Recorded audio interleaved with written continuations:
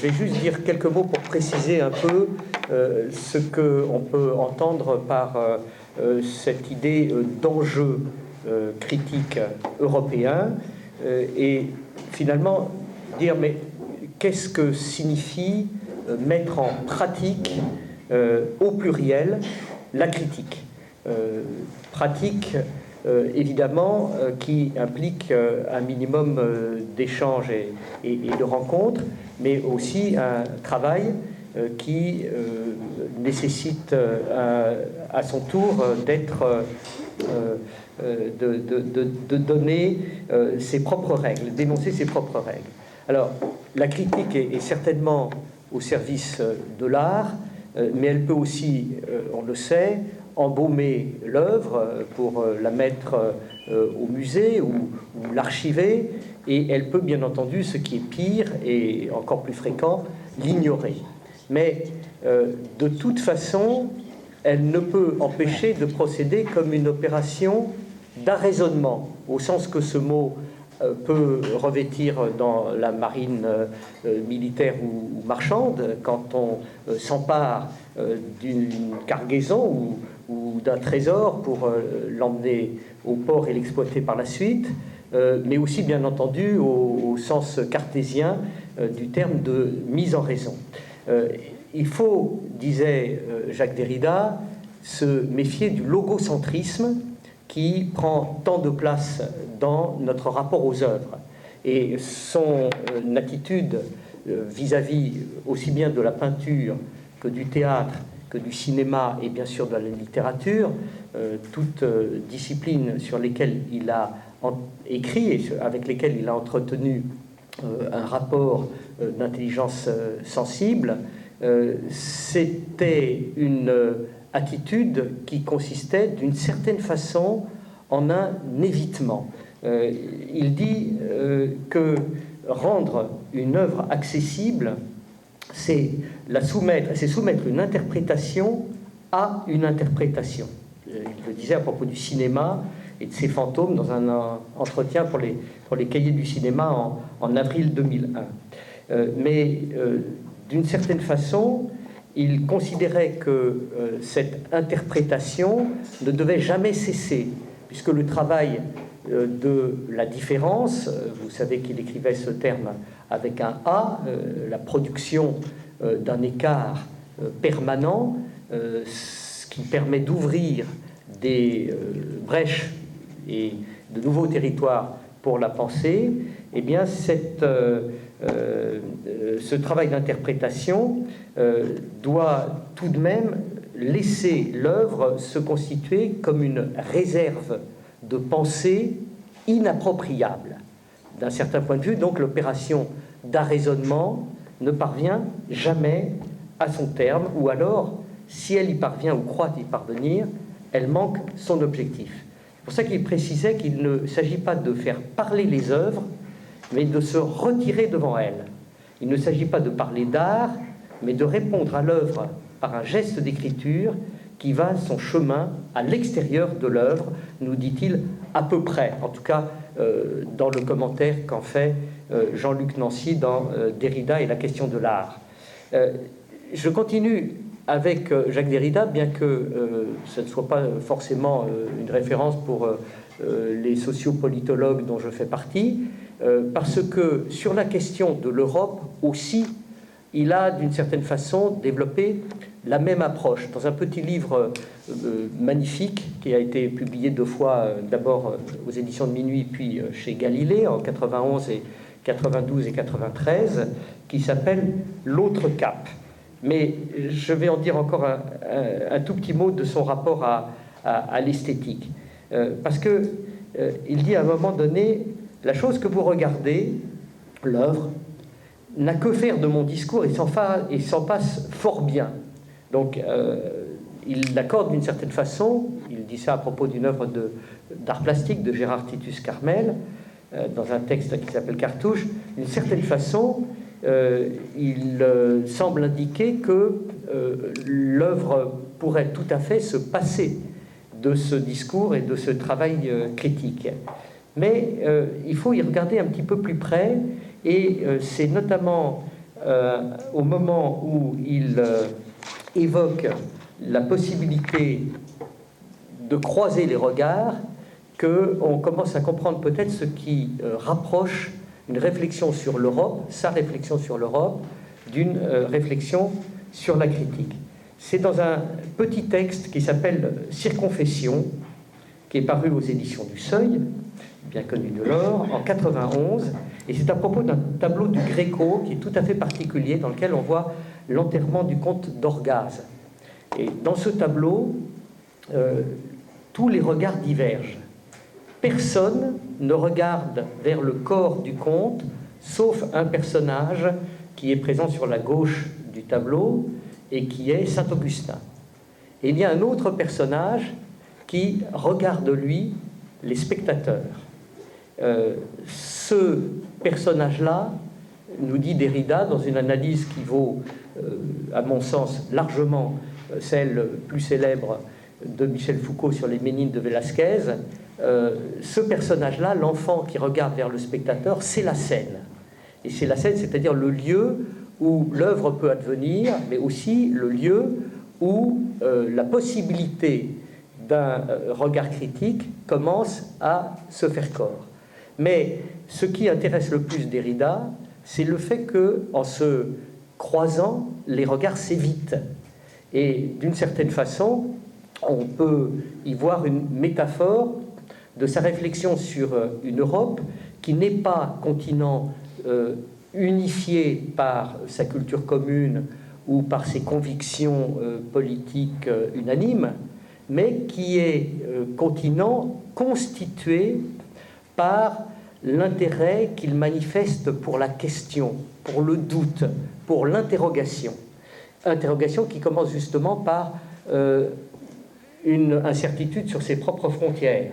Est-ce qu'elle s'arrête au milieu de la Turquie, aux portes de l'Anatolie? Est-ce que toute l'Ukraine est européenne?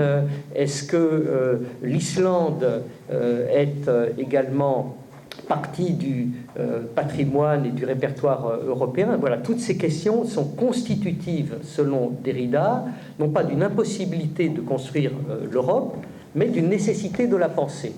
Et donc on voit qu'on est, quand on réfléchit sur la critique, à peu près dans la même situation, surtout quand on le fait avec des Européens, des Portugais, des Polonais, des Italiens ou des Grecs, puisque l'ensemble de ces nationalités vont être représentées soit dans nos ateliers, soit dans les spectacles du festival. Si on cherche à définir ce que pourrait être un espace européen de la critique, il faut commencer par se rappeler que l'origine de l'Europe, ce n'est pas le latin, et je dis ça sans aucune provocation par rapport à la réforme des collèges et des options.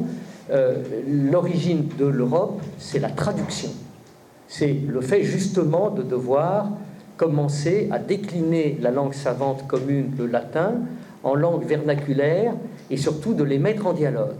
Et à ce compte-là, le devenir commun de l'Europe, alors ce n'est pas l'anglais, c'est la polyglossie.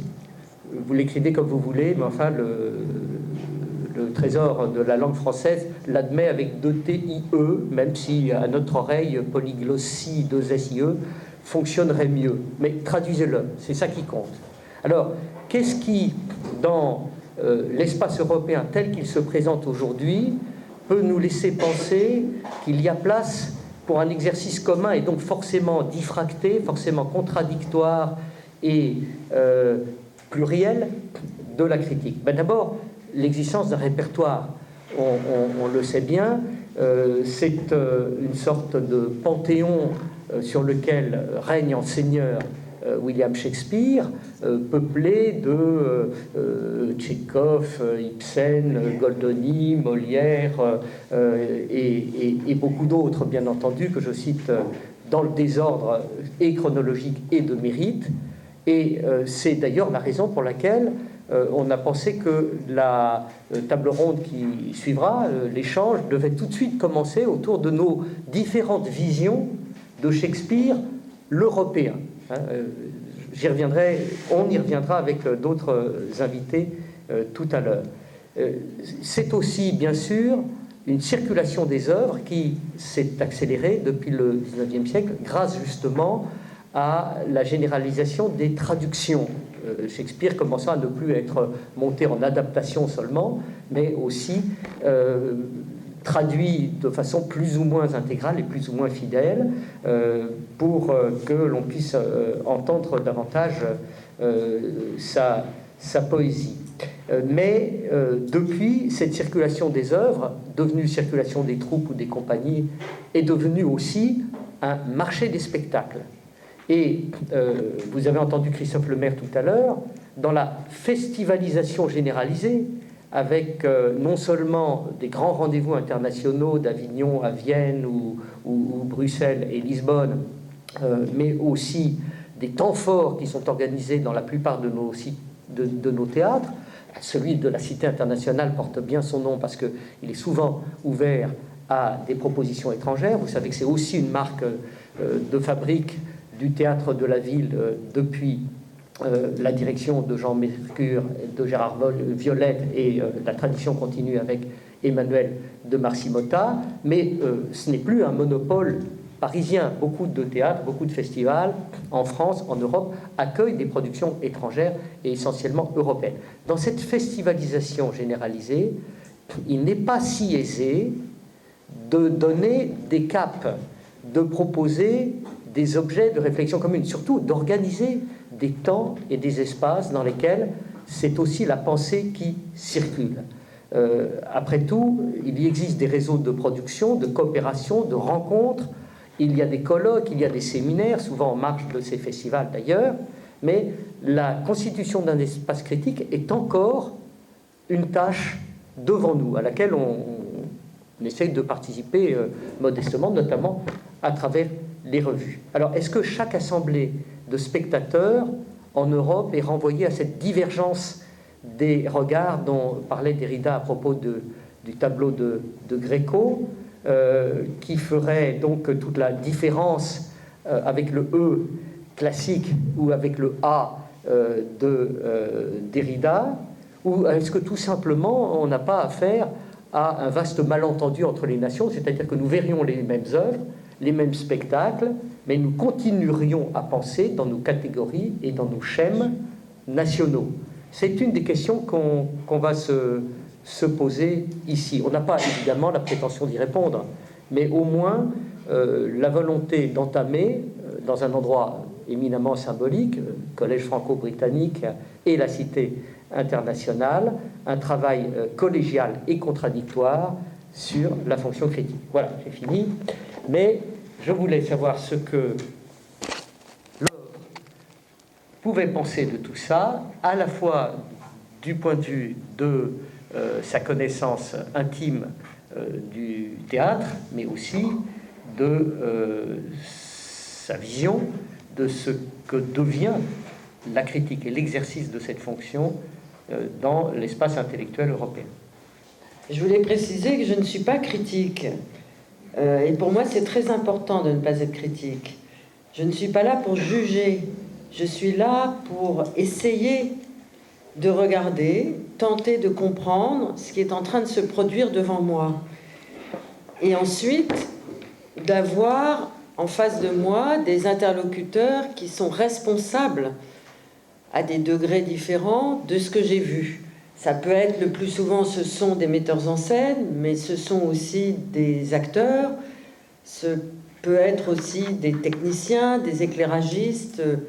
Donc, moi, je n'ai pas la prétention, et je ne saurais pas faire, même si je lis attentivement les critiques de mes camarades, je suis dans un autre espace. Alors, je suis aussi critique, je m'en rends bien compte, puisque dans l'espace que j'ai la possibilité, une fois par semaine, de faire 3 sujets.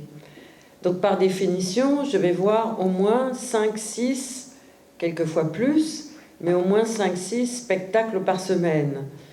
Donc, j'en élimine. En tout cas, c'est pas parce que je ne les invite pas que je les élimine.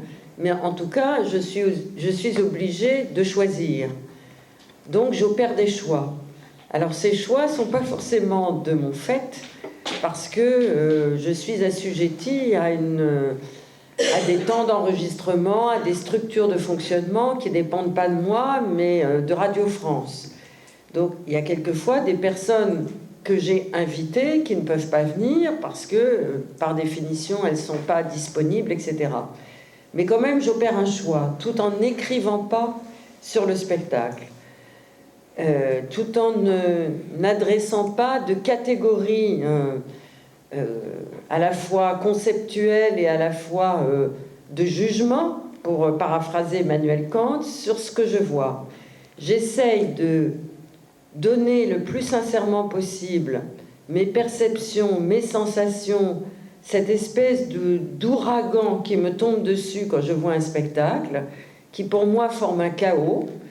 Je ne suis pas de celles et de ceux qui vont dans les pots d'après-spectacle. Je ne peux pas parler après un spectacle. Je ne peux pas adresser la parole à quiconque et je ne peux pas m'enfouir dans les vanités des paroles de circonstance parce que j'ai besoin de temps. Je ne comprends pas ce que j'ai vu. Donc, il y a un travail d'élucidation qui doit se faire à l'intérieur de moi, et ce travail requiert plusieurs niveaux. Ça peut être se référer à certains textes une fois le temps de la représentation terminé. Ça peut être essayer de relire la traduction si c'est un spectacle en traduction que je viens de voir. Ça peut être me reporter à la biographie du metteur en scène et essayer de comprendre sa cohérence et son chemin artistique. Il y a différents types de chemins qui pour moi sont très labyrinthiques et j'ai toujours besoin d'un dépôt de mémoire. Je ne prétends pas comprendre au moment même où je le vois le spectacle, généralement je ne le comprends pas. Je n'essaye plus de comprendre après la représentation ce que je viens de voir, parce que maintenant, modestement, j'ai compris qu'il me fallait ce dépôt de mémoire, c'est-à-dire ce temps qui peut être assez long. Alors, on fait un métier qui doit s'exercer, hélas, dans la rapidité, mais il me faut au moins 3-4 jours et quelquefois plusieurs nuits, parce que ce travail s'opère souvent la nuit à mon insu, pour essayer de débrouiller les fils qui vont me mener vers la compréhension de ce que j'ai vu.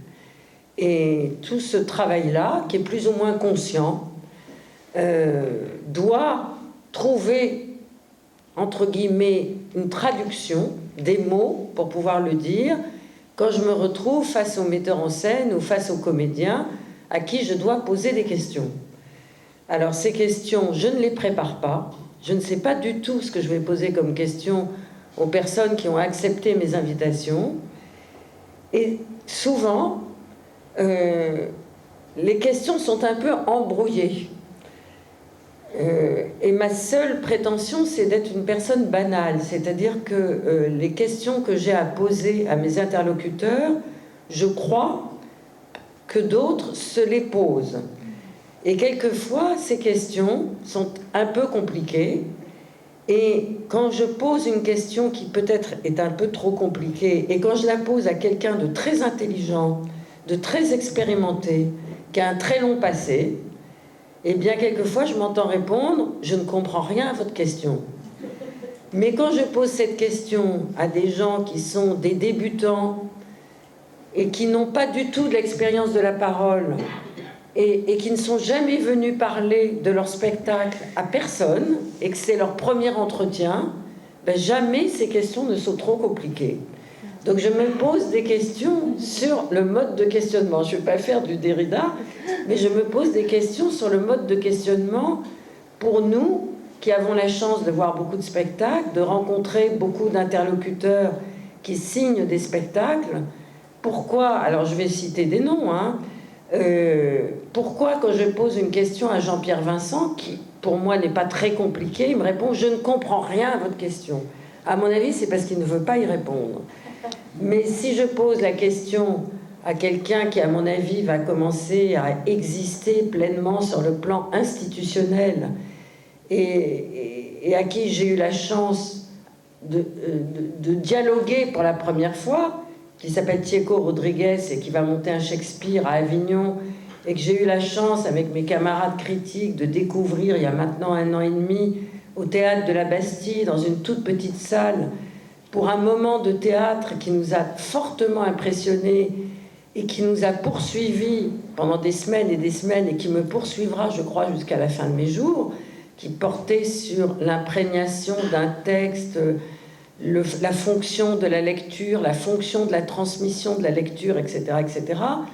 Lui, j'avais plein de questions à lui poser, elles étaient très embrouillées, mais lui, il a su trouver et tirer le fil du labyrinthe de mes questionnements. Alors maintenant, l'espace européen, mais je vais peut-être laisser la parole à Jean-Pierre. Jean-Pierre, je voulais saluer Jean-Pierre qui est là, qui est un très grand critique, parce qu'on est construit aussi par les regards des critiques. On est construit aussi, moi, mon modèle, ça a été Michel Cournot. J'ai eu la chance d'aller au Festival d'Avignon très très jeune, à l'âge de 17 ans, d'y retourner tous les ans. Et j'ai eu la chance de pouvoir voir pendant de nombreuses années, de pouvoir vivre avec Michel Cournot. Et donc je voyais comment il travaillait en amont d'un spectacle qu'il allait voir le soir, comment il se préparait psychologiquement, intellectuellement, etc. J'ai eu la chance de lire pendant des années les critiques de Jean-Pierre Leonardini, et tout ça constitue un bain intellectuel. Avant de donner la parole à Chantal, je voudrais dire qu'on n'est jamais isolé quand on travaille dans le monde du théâtre, quand on a la chance d'aller voir des spectacles tous les soirs. Nous faisons partie d'une communauté. Nous sommes dans le même bain. Nous pouvons ne pas avoir le même jugement critique sur les pièces que nous allons voir. Nous pouvons ne pas être d'accord. Nous pouvons avoir des discordances. Mais nous vivons dans les mêmes temporalités, nous vivons dans les mêmes désirs, nous vivons dans les mêmes attentes, nous vivons dans un monde qui n'est pas celui forcément de la réalité. C'est peut-être pour cela que nous avons choisi de passer notre vie dans le noir. Ça ne veut pas dire que nous ne sommes pas des citoyens du monde et que nous ne sommes pas des indignés par ailleurs.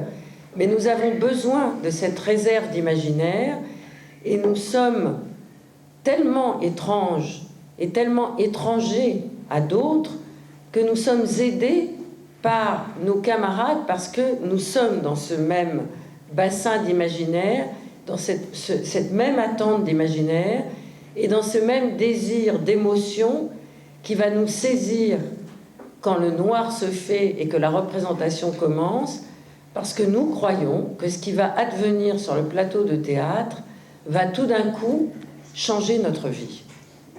C'est peut-être une illusion, mais quelquefois ça peut changer notre vie.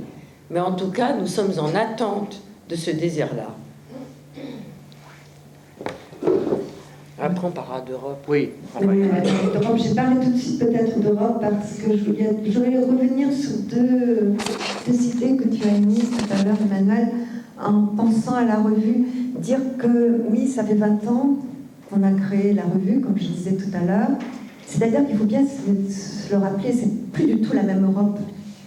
Nous, quand on a créé UBU, c'était, je veux dire, il y avait la guerre en Bosnie, et si on a créé la revue, je veux dire, ça peut paraître utopique, mais c'était comme une sorte au nom d'une certaine Europe. Il y avait, justement, tu citais Jean-Luc Nancy à propos de Derrida, mais il y avait eu cette phrase terrible de Jean-Luc Nancy quand il y avait eu cet attentat au marché de Sarajevo, qui avait dit « L'Europe est morte à Sarajevo ». Et donc nous, on a fait cette revue à cause de ça, je veux dire pour ça. On avait essayé de créer d'abord un espèce de plateforme autour du théâtre à Sarajevo. On avait même un peu d'argent du Conseil européen, mais c'était pas possible à cause des avions on ne savait pas quand ils arrivaient.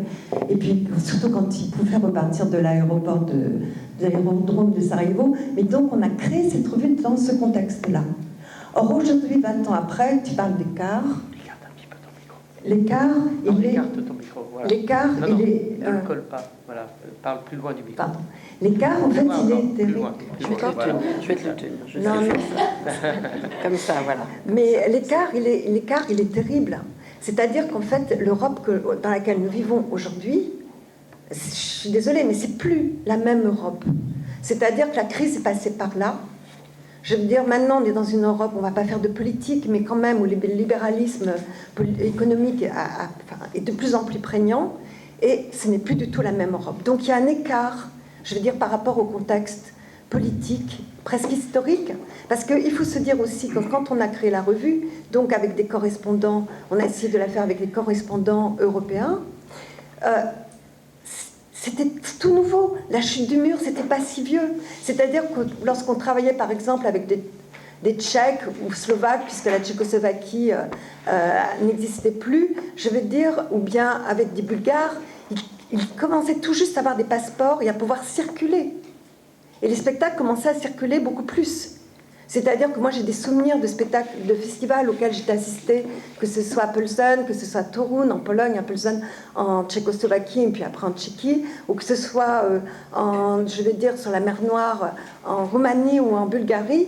Ce n'était pas du tout les mêmes spectacles qu'on voyait. Je ne dirais pas que c'était plus folklorique, plus amateur, mais il y avait quelque chose qui a beaucoup changé, aussi même du point de vue esthétique. Alors c'est à la fois écart politique, écart économique, écart esthétique.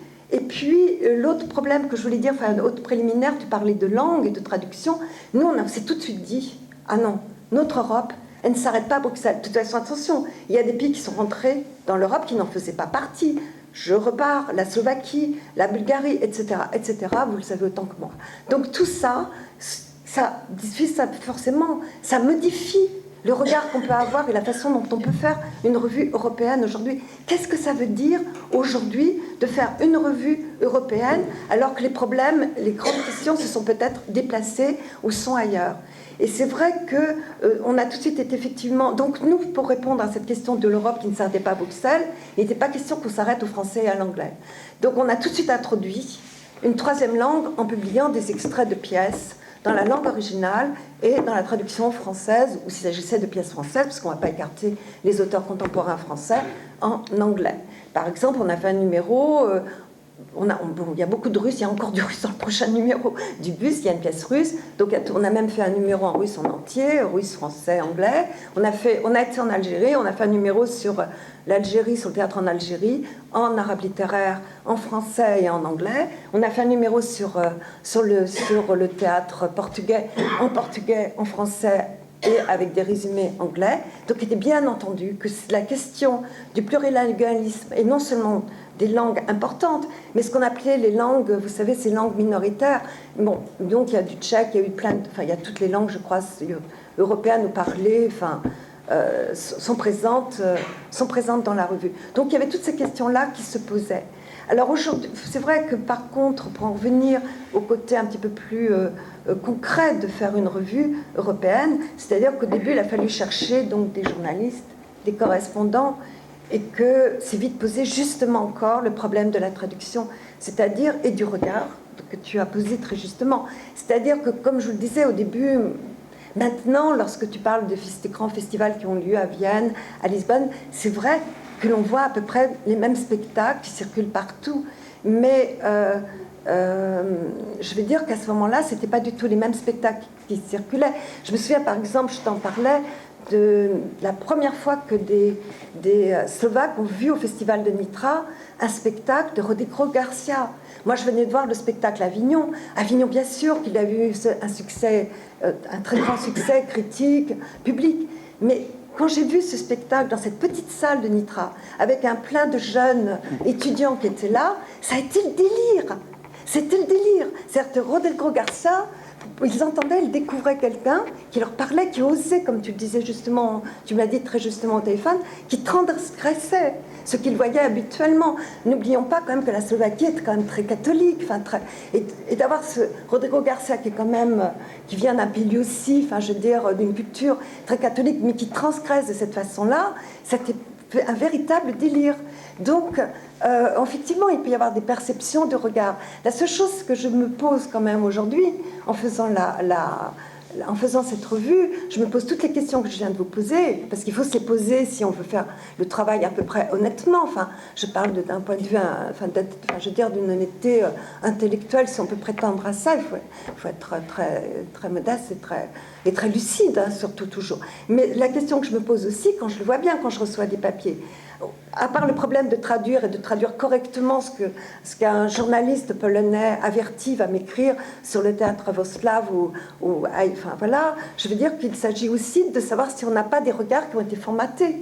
Parce que maintenant, avec les spectacles qui circulent, les mêmes spectacles qui circulent d'un théâtre à l'autre, il faut dire que la critique européenne, les critiques européens parlent un peu des mêmes choses. Là, dans le prochain numéro qui va sortir dans 15 jours, on ouvre sur Montréal, puisque vous voyez, notre Europe, elle est très très large, donc on ouvre sur Montréal, sur le théâtre à Montréal aujourd'hui.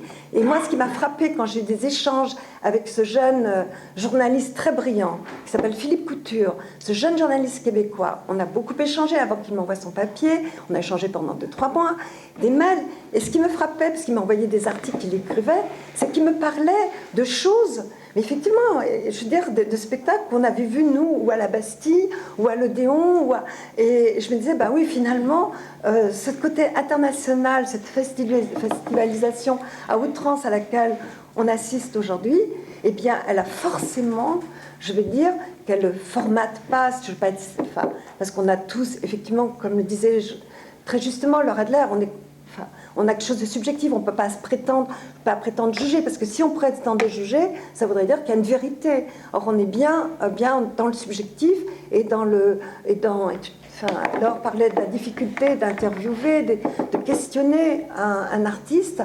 On est bien là-dedans. On est bien, et c'est chaque journaliste, aura cette même difficulté. Mais par-delà ces différences complètement individuelles, je veux dire subjectives, on s'aperçoit quand même qu'il ne faut pas qu'on tombe dans ce piège de se dire « Ah oui, maintenant, il y a comme, je dirais pas, une internationalisation du regard et d'un certain esthétisme dans le théâtre qu'on souhaiterait, ou je sais pas, ou qu'on nous imposerait, qui viendrait peut-être de mode, disons peut-être parisienne, londonienne, new-yorkaise. Bon, et bref. De mode de fonctionnement de la production théâtrale aujourd'hui. Ça, il faudra en parler. Voilà. C'est ce que je voulais dire. Je voulais lancer ça pour répondre un peu, pour rebondir sur... Oh, pardon, Thiago. Passer la parole à Thiago. Bonjour.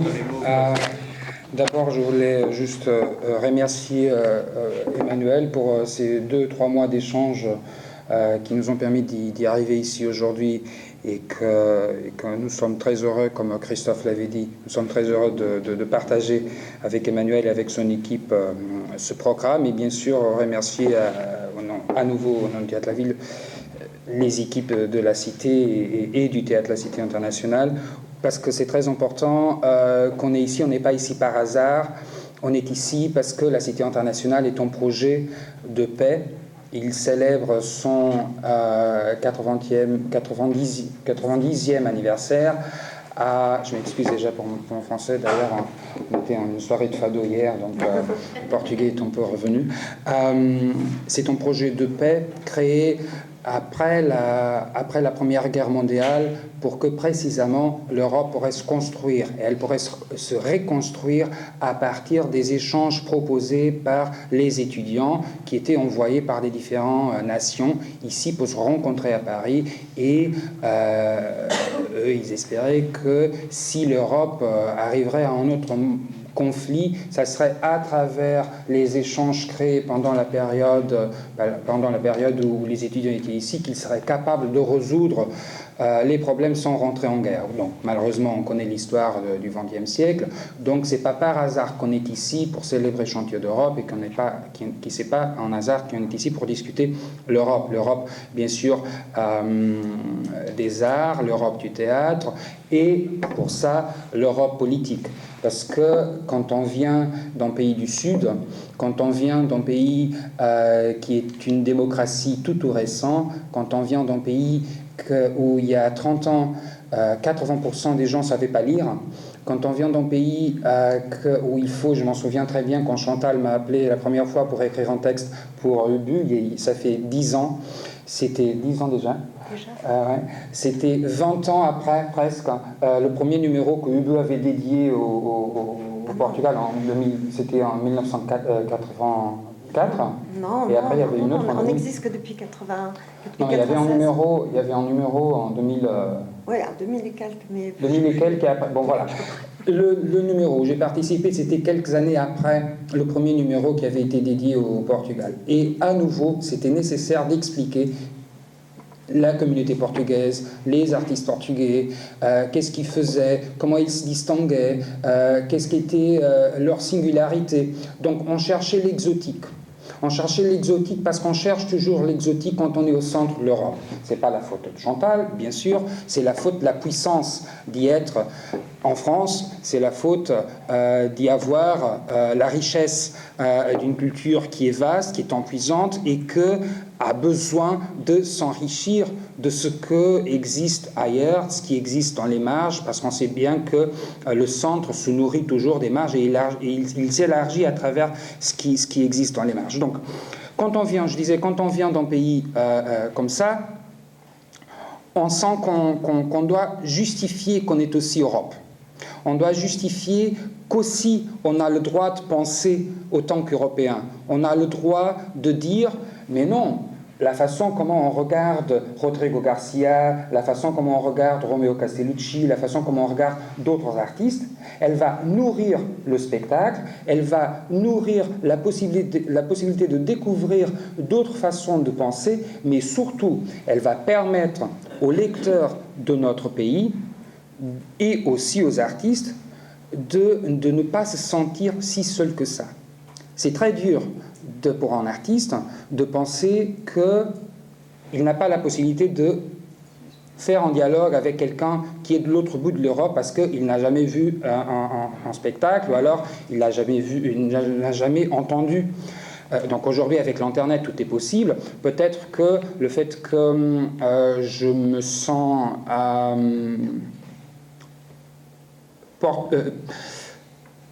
je dirais portugais de nationalité européenne, c'est parce que effectivement tout est récent. On célèbre aujourd'hui, précisément aujourd'hui, 30 ans de l'entrée du Portugal à l'Union européenne. Donc on célèbre aujourd'hui l'accès de Portugal à l'Europe de Bruxelles, à l'Europe de laquelle on parle quand on dit l'Europe n'est plus là. Donc un pays qui a quand même ses frontières établies depuis 8 siècles. Donc, quand j'ai voyagé la première fois pour voir des spectacles, je sentais l'obligation d'y écrire aussi sur les choses que mes collègues français écrivaient, pour donner aux lecteurs, d'ailleurs c'était sur un blog, donc voilà, ça change complètement quand on commence à écrire sur Internet et après qu'on passe aux journaux. J'écrivais sur un blog, après pour le journal, après j'ai créé ma propre revue. Donc quand on écrit sur des artistes qui n'ont pas encore arrivé, quand on écrit sur des artistes qui font les mêmes choses que les artistes portugais, par exemple, j'ai vu les artistes font, on se sent plus proche. Ce qui est d'ailleurs bizarre, parce qu'on ne devrait pas avoir ce sentiment c'est pas de minoriser ce qu'on fait, mais voilà, c'est un peu comme ça. Je m'en souviens que cette idée de centralité, cette idée de Europe autant que lieu de validation n'existait que quand on arrive en France, par exemple, ou quand on est validé par un festival en France. Je m'en souviens de voir les tout premiers spectacles de Rodrigo Garcia, avant même qu'il explose en France. Il a passé au Portugal dans un tout petit festival. Il a présenté tous les spectacles qui aujourd'hui circulent, les toutes premières versions de J'ai acheté une pelle sur Ikea, voilà, le truc avec l'Omar, il était essayé au Portugal. Bon, les tout premiers spectacles d'Angélica Lidl, quand elle était je m'excuse qu'on a été encore plus chiante ce qu'elle était aujourd'hui, avant même qu'Avignon la découvre et qu'il dit, bon voilà, la nouvelle dramaturgie espagnole, il y avait des dizaines et des dizaines et des dizaines d'auteurs espagnols qui n'avaient pas l'accès au Festival d'Avignon, parce qu'il n'a jamais, eux, en programmateur, qui a décidé d'y aller voir les spectacles en Espagne. Ce que Angélica Lidl fait, était fait il y a 10 ans avant au Portugal par les femmes, et d'ailleurs, ces femmes-là au Portugal ne faisaient que la même chose qui était faite par les femmes en Europe de l'Est avant la chute du mur. Donc, voilà. C'est pour ça que c'est politique ce qu'on fait, parce qu'y aller voir en spectacle, soit autant que programmateur, soit autant que critique, c'est de choisir, c'est de créer en lien, c'est d'imprimer une marque, c'est de dire, voilà. Après, la difficulté, c'est comment est-ce qu'on se retire. Tu as tout à fait raison, Laure, c'est de comment est-ce qu'on se retire et on ne montre pas le pouvoir de dire, et on n'impose pas notre pouvoir et on ne dit pas c'était moi qui a montré ça pour la première fois, c'était moi qui a écrit ça pour la première fois, donc c'est moi qui j'ai le droit de définir que le discours de cet artiste est comme ça et comme ça, ou alors, ce qui est encore pire, que ce que les spectateurs doivent penser, ce que les spectateurs doivent voir, c'est exactement ce que j'ai écrit. Je pense que, effectivement, écrire ou d'abord programmer, ce n'est que reconstruire l'idée de base du théâtre, que comme vous le savez, en grec, signifie, le mot original signifie le lieu d'où on voit. Théatron, le lieu d'où on voit. C'est pas par hasard que les théâtres grecs n'emportent. Je ne sais pas si vous avez déjà fait l'expérience d'y être dans un théâtre grec, mais c'est pas comme dans les salles à Paris. Hein, on voit tout, n'importe où on est, on voit tout. Donc, le lieu d'où on voit, qui c'est bien sûr une métaphore d'où on vient, quel était, parce que les femmes n'avaient pas accès, donc voilà, c'était un théâtre d'élite, donc voilà, mais quand même, le lieu d'où on voit, c'est la phrase clé pour comprendre pourquoi est-ce qu'on programme un spectacle, pourquoi est-ce qu'on écrit son spectacle, pourquoi est-ce que nous, autant que spectateurs, on a ce désir de plonger dans le noir et de essayer de croire qu'on va s'émerveiller à chaque nuit. Et bien sûr que tout ça ne fait que la responsabilité du critique n'est que, ou la responsabilité du programmateur d'ailleurs, n'est que guider ceux qui sont arrivés parfois après lui, parce que c'est comme ça, c'était quelqu'un qui a vu un spectacle et donc il le présente, donc c'est quelqu'un qui a toujours arrivé en premier, de dire, bon voilà, la raison pour laquelle j'ai choisi ce spectacle, soit je l'ai programmé, soit j'ai écrit, c'est parce que il m'intéresse dans telle ou telle par telle ou telle raison, mais on va pas pouvoir savoir pourquoi est-ce qu'un spectateur aime un spectacle ou pas. On va pas pouvoir savoir pourquoi est-ce qu'un spectateur va se rendre ému à cause d'un spectacle. Je pense que pour lier l'idée de Chantier d'Europe comme une plateforme, comme un temps fort critique, c'est aussi cette possibilité de créer des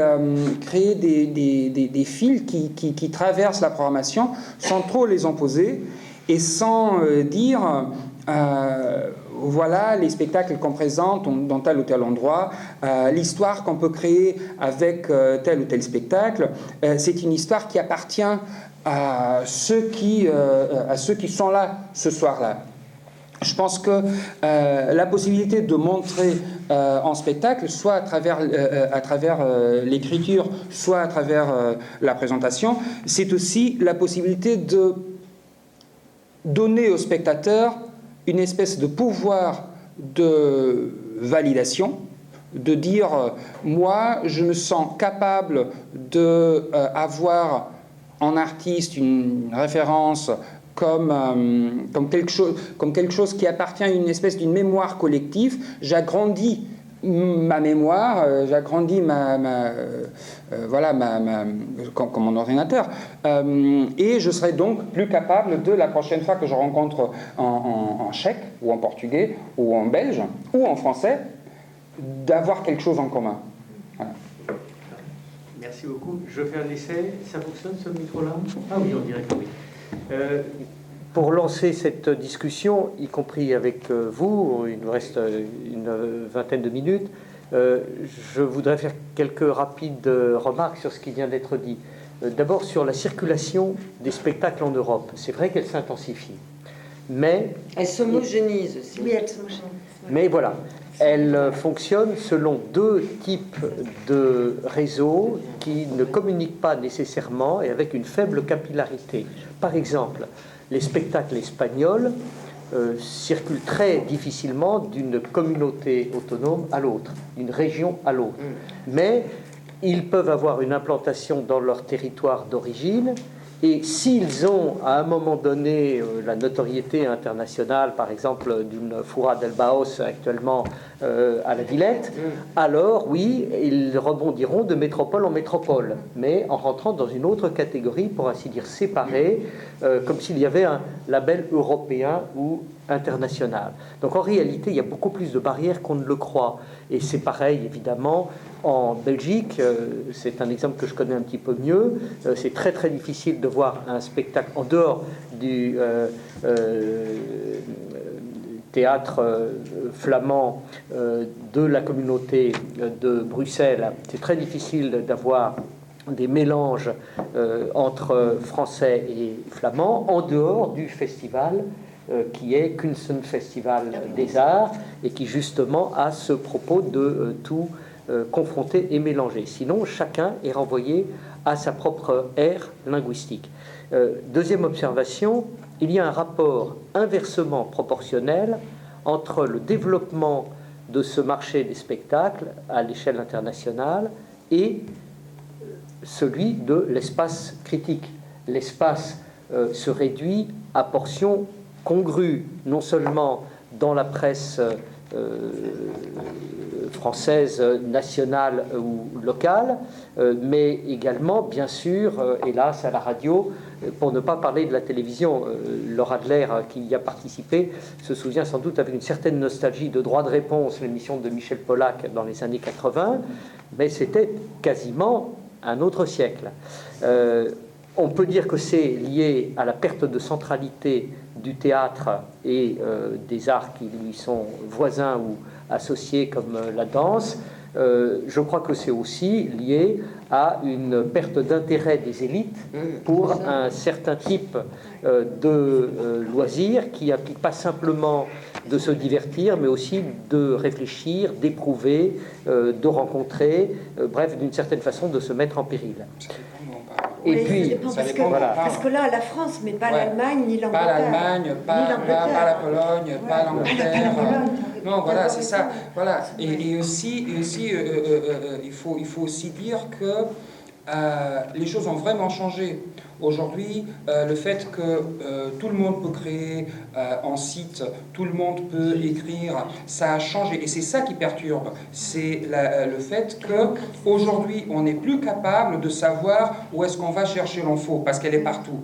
Donc, c'est comme si on se sentait un peu perdu, parce qu'on n'a pas les phares qui normalement nous indiquaient où trouver l'info. Parce que, bien sûr, que si aujourd'hui quelqu'un peut créer un site, quelqu'un peut être invité d'y écrire, quelqu'un peut confondre l'opinion avec la critique, donc ça signifie aussi qu'on est plus proche de l'idée qu'on défendait pas de l'universalité ni de l'hégémonie du pensée, parce que ça c'est de la dictature, mais la dictature du pensée, mais c'est la possibilité de tout le monde a le pouvoir de dire ce qu'il pense, et donc à chacun de savoir comment choisir et avec qui et par qui se laisser guider. Et effectivement, quand on parle de la France, c'est tout à fait différent de ce qui se passe dans l'Europe de l'Est, ce qui se passe en Italie d'ailleurs, dans des différentes régions, ce qui se passe en Angleterre, parce qu'effectivement, il y a moins besoin aujourd'hui d'y avoir parce que c'est lié à l'idée de pouvoir à nouveau. On a moins besoin aujourd'hui d'être guidé, parce qu'on peut faire notre propre chemin. Oui, je voulais juste rebondir sur ce que Thiago vient de dire.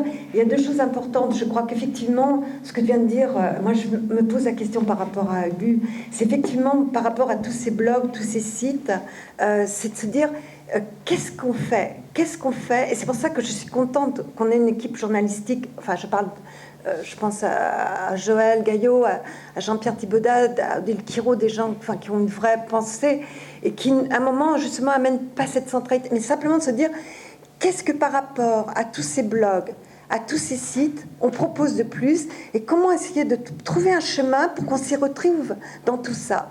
Et l'autre question quand même que je voulais dire, c'est rendre hommage, c'est simplement un hommage, c'est rendre quand même hommage à la presse de nos confrères. Tu as cité, en Allemagne, ce qui se passe en Allemagne du point de vue de la critique, ce qui se passe en Angleterre, on pense au Guardian, quand même journal quotidien, quand même ce qu'ils font, c'est assez remarquable, et puis la Pologne et la Russie. Je veux dire, c'est vrai qu'en Europe centrale et en Europe de l'Est, il y a une pensée critique, et je veux dire un espace, pas seulement la pensée critique, elle est en France aussi, mais l'espace pour une pensée critique, il est tout à fait protégé et revendiqué. Je veux dire, il est là, il resterait présent, même dans une presse quotidienne. Et puis, je crois que la BBC fait quand même des émissions intéressantes, aussi du point de vue culturel. Pardon. Non, moi, je voulais parler de... Décidément. Je voulais parler de l'homogénéisation de ce qu'on nous donne à voir. Je trouve que c'est de plus en plus préoccupant.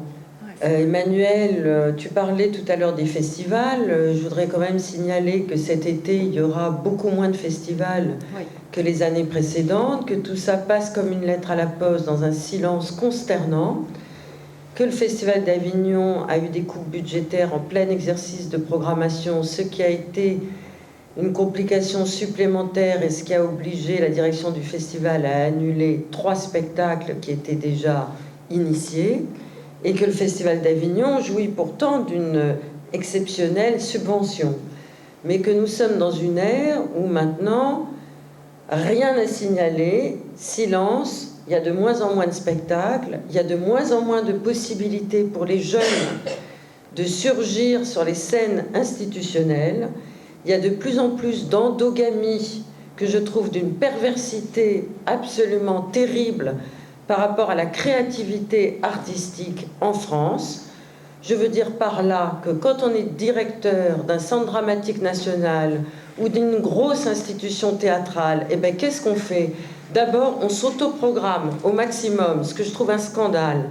Mais ça, c'est pas faute d'avoir dit au ministère de la Culture depuis des décennies que quand on devient directeur d'un centre dramatique national, ce n'est pas pour donner lieu à sa créativité. C'est pour encourager les autres, c'est pour aller voir les autres, c'est pour programmer les autres, c'est pour signaler les feux de l'espoir dans des lendemains qui, pour le moment, déchantent. Et là, moi, j'ai jamais obtenu de la part du ministère cette clause qui me paraît quand même être l'évidence. Quand on devient directeur d'un centre dramatique ou directrice d'un centre dramatique national, on n'en profite pas pour s'autoprogrammer et pour toucher de l'argent supplémentaire dans le salaire initial qui est le vôtre. Ensuite, on ne fait pas de l'endogamie qui devient maintenant un mode de fonctionnement absolument habituel dans les théâtres en France, c'est-à-dire que quand on a une position de pouvoir, qu'est-ce qu'on fait? On se met en coproduction avec un camarade qui lui aussi est directeur d'une structure, et qu'est-ce qu'on fait?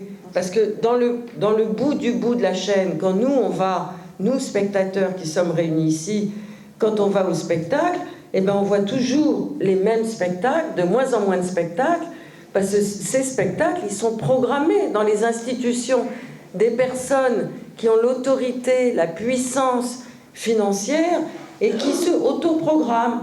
Donc même moi, par rapport à l'émission que je fais hebdomadaire de théâtre, j'ai de plus en plus de mal à trouver les nouveaux spectacles parce que toute l'année, vous avez la même programmation des mêmes spectacles qui nous sont proposés. Et ça, c'est vraiment très très grave par rapport aux jeunes qui sont de moins en moins aidés, par rapport aux collectifs qui sont de plus en plus créatifs.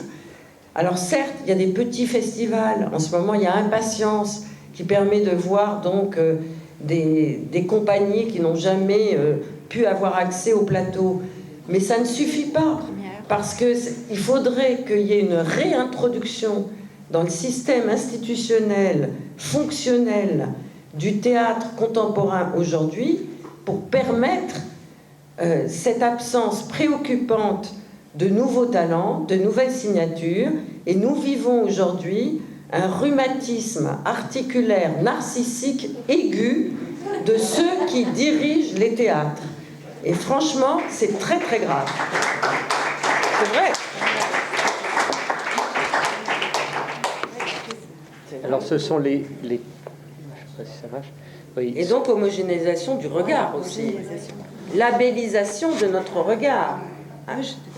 Oui, ce sont les thèmes sur lesquels on m'interroge souvent, et donc je ne vais pas répondre directement, même si je peux partager une partie de ce qui vient d'être dit, mais en revanche, il me semble qu'il y a un rôle de la critique pour faire le distinguo, parce que ce n'est pas qu'il y a de moins en moins de spectacles, c'est qu'il y a de plus en plus de spectacles qui meurent.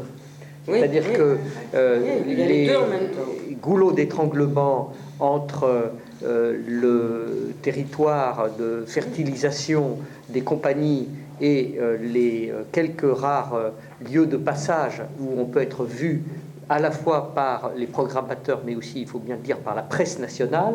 Hein, dans un pays comme la France, elle joue un rôle beaucoup plus important que la presse quotidienne régionale, même si elle a en réalité moins de lecteurs. Eh bien, pour réussir à passer là, il faut entretenir avec la critique des rapports qui sont pas forcément très sains ni de part ni d'autre, puisqu'on va lui demander surtout de jouer son rôle prescripteur, c'est-à-dire parler de nous, faites-nous un papier, que nous sortions un petit peu de l'anonymat et que nous allions vers ces rares fenêtres, ces rares vitrines, ces rares tremplins où nous aurons quelques possibilités d'être programmés et d'être dotés de moyens de production. Alors, un autre problème, moi, qui me paraît important dans ce contexte-là, c'est qu'effectivement, il y a une certaine prolifération de la parole critique dont Thiago a très bien dit qu'elle était parfois de l'analyse et parfois de l'opinion sur Internet.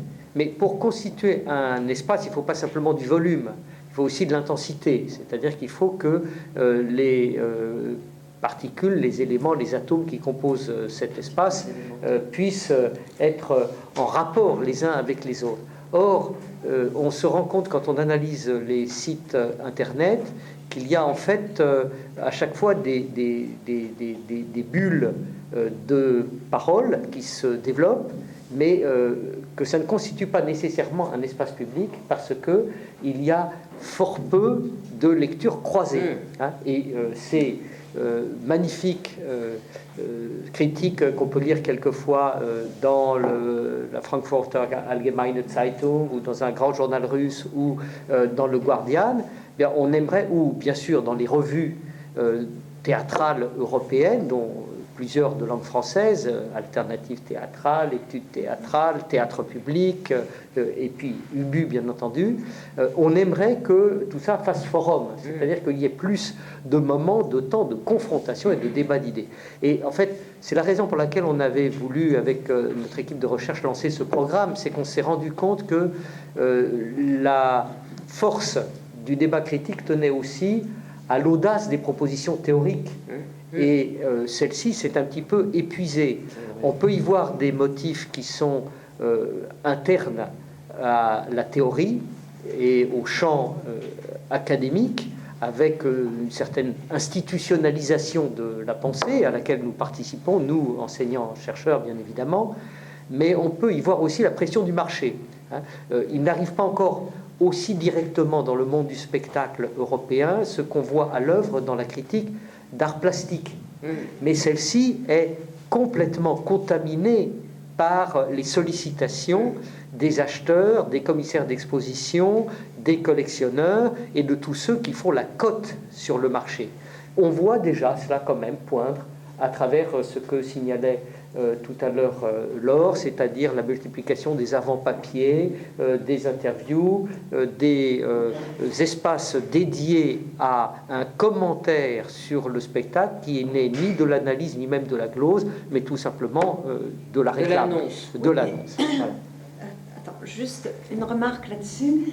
Hier, j'ai discuté avec une libraire qui a une bonne librairie, qui fait beaucoup de choses, qui vend beaucoup de revues de théâtre dans le nord de la France, à Lille.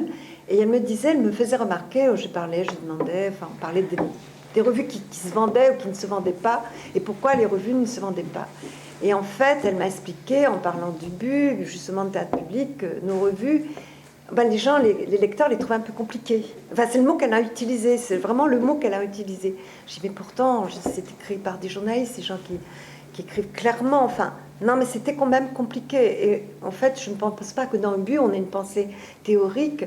Justement, on pourrait peut-être même nous le reprocher. Elle va pas si loin que ça. Elle pourrait aller beaucoup plus loin. Donc, effectivement, il y a un vrai problème de savoir que, comme tu dis, c'est la pression du marché. Et je voulais juste aussi rebondir sur ce qu'a dit Laure, ce problème qu'elle pose avec...